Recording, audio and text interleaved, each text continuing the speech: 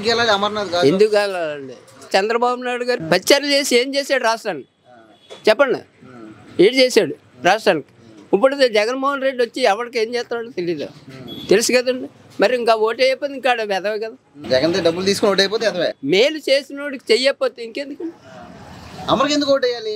అమర్కి ఎందుకే మరి పార్టీ అండి, మరి వైసీపీ పార్టీ. అమర్కి ఎందుకు వేయాలంటే మరి పార్టీలో ఉన్నాడు కదా, పార్టీ తరపున కదా ఎమ్మెల్యేగా నిలబడ్డాడు. మరి అవును, ఇంకెందుకు? గెలుస్తాడా అమరు? గ్యారంటీ. గాజువాక ఆల్రెడీ ఎమ్మెల్యేగా చేశాడు కదా. అవును, చేశాడు. కొన్ని సమస్యలు ఆయన తీర్చారంట, ఆయన ఎందుకు ఓడిపోతాడు మరి?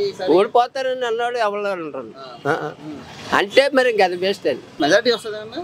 మెజార్టీ అంటే చెప్పలేం, ఎంత అన్నది తెలియదు, కానీ ఎమ్మెల్యే సీట్ మాత్రం గ్యారంటీ. ఎలా ఉంటుంది కుటుంబం? రాజకీయ కుటుంబం కదా, ఎలా ఉంటారు మీతో? మనుషులతో ఎలా ఉంటారు? అందుబాటులో ఉంటారు మీకు? అందరూ బాగలేదు, అందరూ తెలిసిన వాళ్ళు కన్నా అక్కడ పెద్దదేం కాదు. వెళ్ళామంటే ఏంటి సంగతి అని అడుగుతారు. అడిగిన తర్వాత నీకు ఏంటి అంటే పలానా కావాలని ఉంటే సర్లే అవుతుంది. అమరు గెలుస్తారు గాజువాకలో. ఎవరిని గెలిపించుకోబోతున్నారు గాజువాక ప్రజలు? గుడివాడమన్నది. గుడివాడమన్నారు. ఎందుకండి?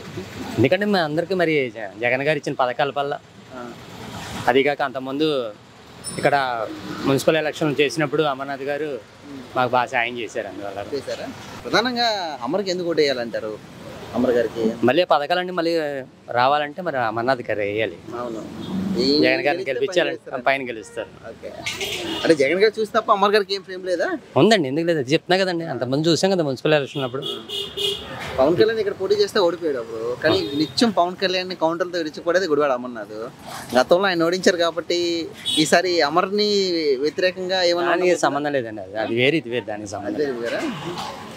దానికి సంబంధం లేదు, వైసీపీ పార్టీ అంతే. స్టీల్ ప్లాంట్ ఇష్యూ వ్యతిరేకత ఏం కనిపి ఉండదు ఆయన లేదా? అదే ఉండదండి, ఉండదు. అయితే గెలుస్తారు, గెలుస్తారు.